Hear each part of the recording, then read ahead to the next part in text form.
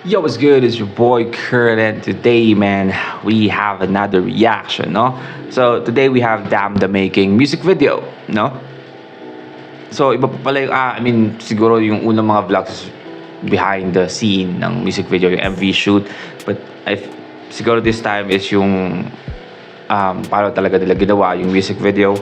But yeah, again, we have this, breakdown of how they were able to create the music video, the song, and the dance step, and all in all, lahat ng element ng kanta na yon.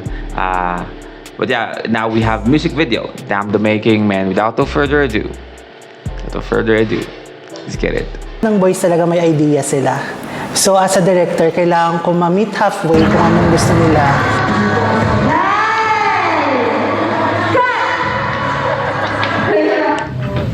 Let's go. yung umaarte ka na, sisigaw ang gano'n, tapos pagkatapos ng cut, biglang tumatawa ka, no? Alam mo ba, isa yun sa mga hindi ko maisip, no, kung paano ginagawa ng mga artista yan.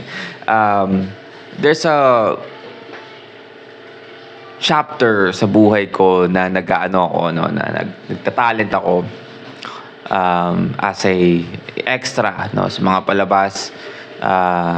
Hindi ko na sasabihin ko anong teleserye yun, pero minsan nasa background ako.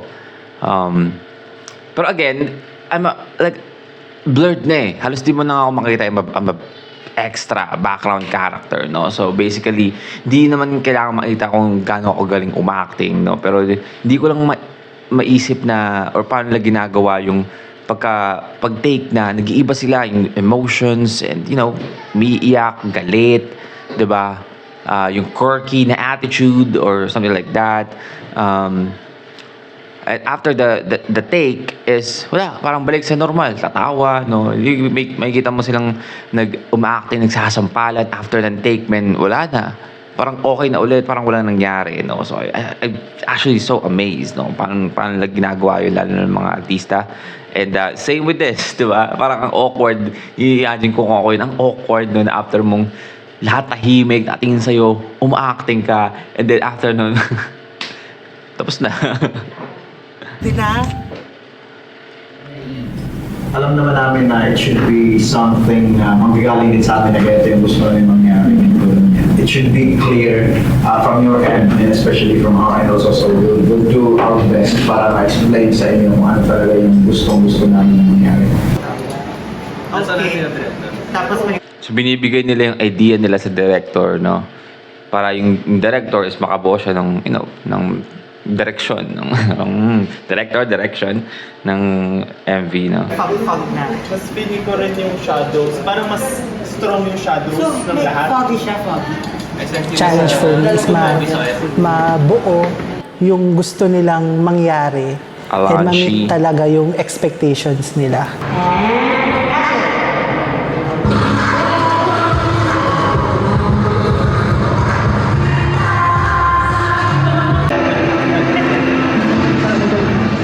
So during naman siya shoot, kahit 2 days siya, parang marami talagang scenes na kailangan i-shoot and also maraming palit ng damit, lalo na yung kay Stel, kasi dual personality siya eh. And roll camera, music. Until now, no, hindi ako makapaniwala na 2 days na nilang sinut yun, no? Yung music video na lahat ng scene, sayaw, no? Si Stel, no? Yung lalo na kay Stel kasi dalawa yun sa kanya, no? 2 days, no? Fucking 2 days, what the hell? Action, pasok yan. Dali. Gusto namin ipahiwating din na parang importante talaga sa amin kasi gusto namin i-risk, i-sacrifice yung mga activities namin this month. One more, dikit nyo na yung music. Ganoon naman kami every era, syempre, namin, talagang pinaghahandaan namin na tinatry namin higitan kung ano man yung mga nakaraan. Pero for this one, siguro, matindi yung paniniwala namin about it. And personally ako,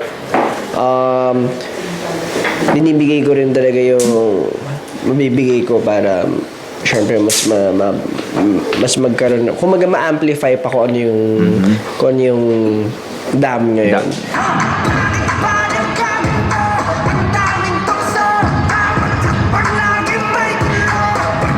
Itong music video na to is Umuuso, kakaiba ano pa yung sa mga buhangin, dating no? releases nila kasi hindi to yung kakanta talaga sila. More on ano talaga to story-driven, Story. emotion-driven din siya. So basic Ooh, I'm actually excited now, no, sa simula at wakas, no. Sana gawin nilang parang continuous story yung iba pang mga kanta nauuna na naman ako. pag kung anong gusto kong emotions na ipoportray nila, nagagawa nila. Ayan, no.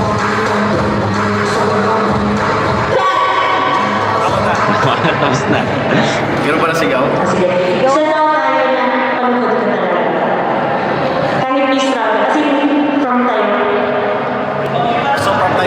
Sobrang pinag-isipan talaga lahat ng kailangan connected siya sa past releases din namin. So lahat ginawa siya with a reason. Kung i-try mo siya i-connect sa mga dating kanta namin, talagang meron siyang prequel tsaka may sequel. Napatingin ko sa camera. Napatingin ako sa camera. Kung i-try mo siya i-connect sa mga dating kanta namin, talagang meron siyang prequel tsaka may sequel.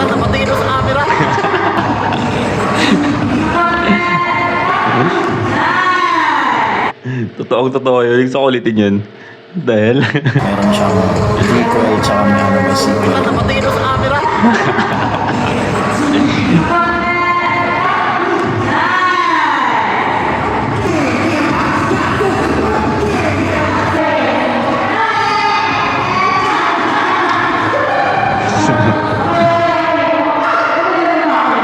Sa Dam era talaga, sa simula at wakas, mas very collaborative sila kasi talagang gusto nila pagandahin yung era na to. Parang hindi siya maganda pangalawagan. Parang siya pangalawagan. Siguro ako rather than nakakonect sa character na power, B-roll talaga na wala kami. So, di ba yung shots? Para mahaba kasi yung shots, di ba atras? Gawa na siya ng focus lang ng pro na. Galing, no? Yun nga yung sa part Nakaka-amaze ako sa kanila. Ano talaga, no? Yung gusto talaga nila, yung nangyayari sa music video. You know, I mean, hindi sila hawak ng isang company para gawin to, no? Binigay sa live project, sila yung basta alam mo yun, tulong-tulong silang lahat. Yung alam yun sinasabi ko. Nakaka-amaze lang na alam nila yung gusto nilang mangyari. And meron silang, kasi diba may iba na magaling lang kumanta pero don't actually have any idea paano gagawin yung music video or paano gagawin yung mga ganito, ganyan, di ba? And I mean, again, there's a lot of artists na magaling mag-perform, magaling sumayaw, magaling kumanta at the same time, no? Pero hindi naman sila ganoon ano talaga, paano ba sabihin to? Parang mag-i-in charge sa paggawa ng music video or, you know, gawa ng story ng music video. Basta kasi yun yung gusto kong sabihin. Nakaka-amaze, no? ng kanta na parang paano hihigitan yung sagad na. So very pressure talaga yon. So parang ginagalingan talaga din nila when it comes sa pagko-collaborate sa amin. Itong creativity ng era na to, madugo, literal. Literal na.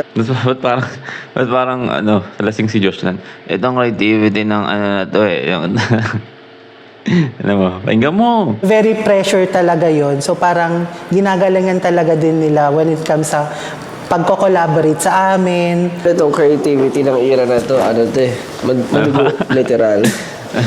Literal na dugo, pawis at away bago nabuo yung concept nito kasi madami kaming meetings at creative process. I imagine, no? I mean, most probably hindi nila pinapakita yung buong detalye pero sigurado pag nag-meeting sila, nag-brainstorming sila ng gagawin, most probably merong mga idea na magka-clash, no? Diba? Sabi nga niya, tugot pawis at away, diba? Or probably merong mga arguments na mangyayari dahil sa idea na magka-clash, no? Na parang salungat na, and of course, normal yun, no? Normal yun sa pag-brainstorm. Kasi pag nag-brainstorm kayo, tapos yung lahat is taga-oo lang, alam mo na ikaw lang yung nag-iisip. Para napagkasunduan na ganito yung gagawin namin. Collaboration of, syempre, with us, 1032, and a lot of people na naging ambitious kami again for this time.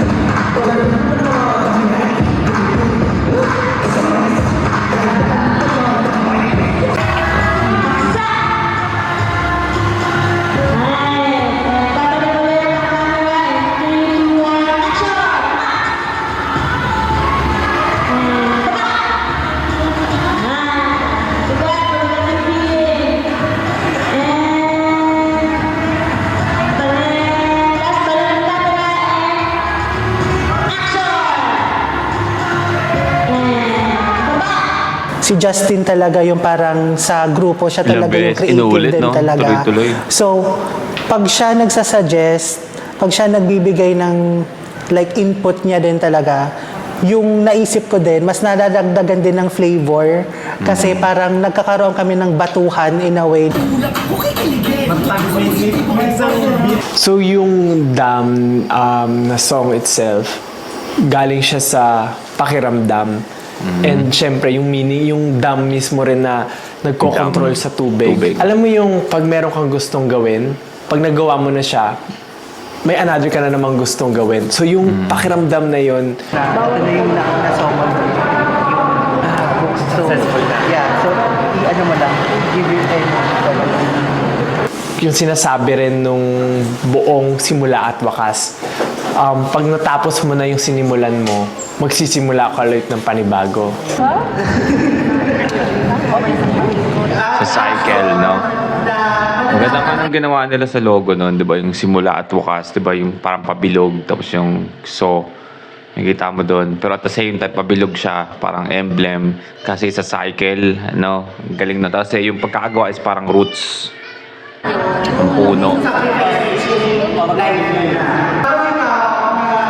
Nakalabas ka na din sa tawag na tanghal. Sagong. I just realized something, no? Nga pala, nakalimutan ko. Ngayon, para to dapat kahapon sa concept. Concept ba? O characters. May concept yata yun. Ngayon ko lang na-realize na again, di ba, si Justin Powers niya halaman, di ba? Sabi nga niya, bulag siya pero nararamdaman niya. Tapos alam niya anong gagawin. Kasi naalala ko, halaman nga, puno nga pala yung yung bibigay ng bubuhay nila, bigyan nila ng life, no? So, syempre malalaman niya talaga kung anong gagawin, masisense niya, no? I'm so into too deep sa lore na to, no? Yung story na yun, iniisip ko pa.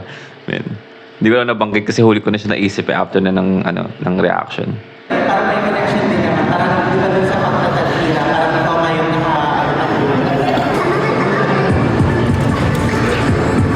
Ginagawa.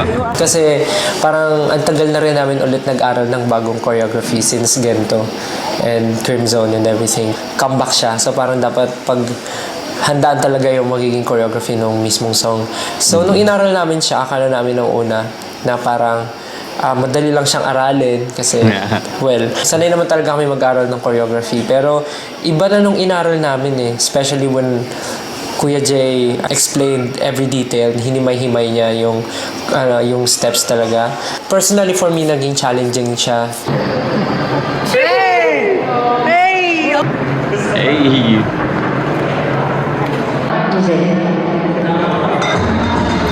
Nice. Tingin. Last one lang daw po. Try mo na natin.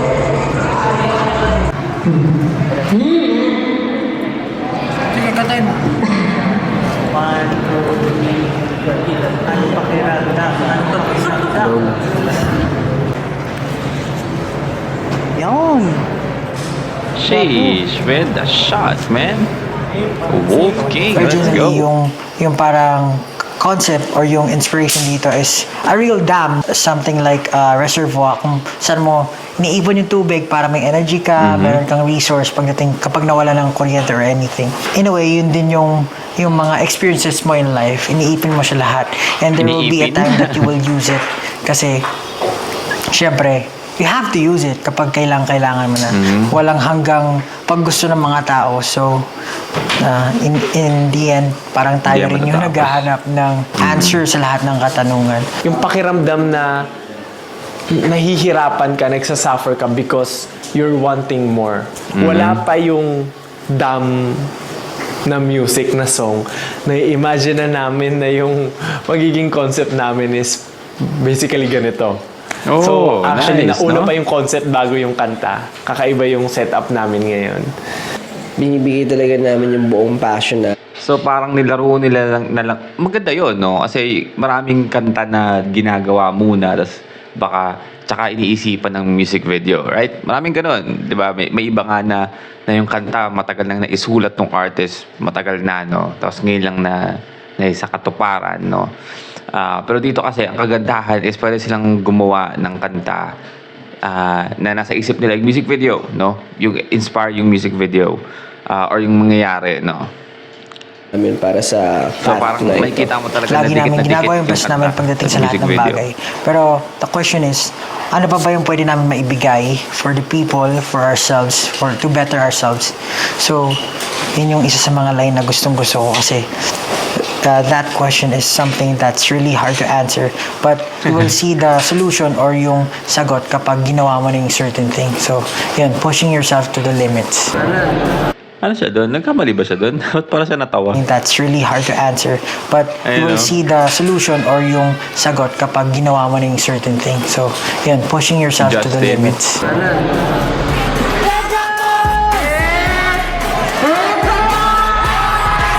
There we go.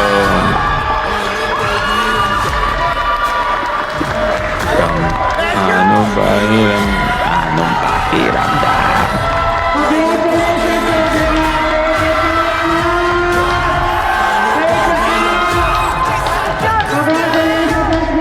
Let's go, man. Alright, well again, that's Damn the Making, no, ng music video. Again, we already have like the behind the scene, no, vlogs na napanood na natin. So, we already actually seen how they were able to, create the music video a little bit, no? Also how Justin create his skills during this MV shoot, no? Pero nakaka-amaze lang na sobrang makita na sobrang talaga, no? Sobrang nakahawak yung lima para sa no, sa buong project na to, no? Sa sayaw, 'di ba? Sa concept, sa character styling and designs, no? Of course sa kanta, 'di ba? Sa beat, marami nagsabi sa inyo na na again isa si Pablo sa mga nag-produce or tumulong mag-produce nung beat, right? So, alam mo 'yun, halos lahat ng bagay na 'yun, kumbaga nakahawak sila, no? Yung mga kamay nila, yung mga galaw nila nakahawak para gabayan yung yung paggawa ng music video. Dapat ganoon yung ginagawa ng mga ng mga ayun yung kadalasang mali pala ng mga ibang production or ibang companies pag nag-a-adapt sila ng by the way, just this is going to be a little bit of a rant, no? Yung mga nag-a-adapt ng mga live action ng mga anime, tapos or mga games like what game am I going to, like Halo, diba? May series na Halo, or Borderlands. What I'm trying to say is may mga animes like Attack on Titan, diba? May live action yun na ina-adapt nila anime, ina-adapt nila live action, pero hindi naman nagiging kasing ganda ng anime kasi minsan yung mga kasama dun sa production is hindi naman talaga kasali or knowledgeable sa anime, no? So ang kinalabasan niya is mediocre, no? Yung naging labas niya kasi yung mga original na mga tao na gumawa ng mismong anime or series is sometimes hindi sila yung hindi sila yung mga tao sa likod ng live action. So hindi nagiging parehas, no? I mean, ano ko lang na pag ano mo Tagalog nun? Niko-compare, basta yun na, i-compare ko lang yung dito. Kasi, alam mo yun, yung nasa imagination nila ng lima, no, na mga lima, yung nasa imagination nila is nagiging totoo, no, based sa anong gusto nila mangyari. Kasi, nakahawak din sila doon, you know, sa direction, sa character design, and, you know, concept, no. So, yung maganda doon, no. But, yeah, I mean, that's a reaction for today. Sana gustuhan nyo. Leave a like and subscribe. Gusto mo mag-support nyo yung artist, man, singer, rapper, song, just comment down below. Kaya tayo dyan. And that's it for me today. See you on my next vid. Stay awesome. Peace.